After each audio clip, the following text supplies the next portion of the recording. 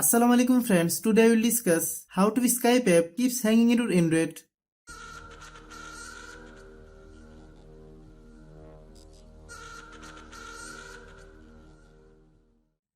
Click settings, click apps, click app management, click Skype,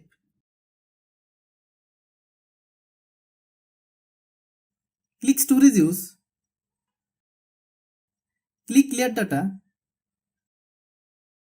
then click OK.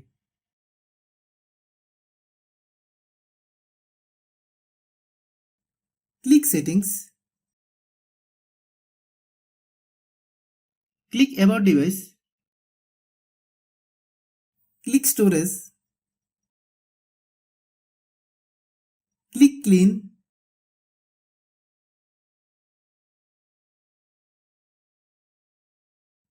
then click clean,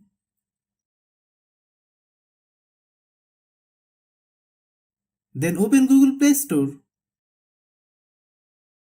then search Skype, click Skype. If you get any update, please update.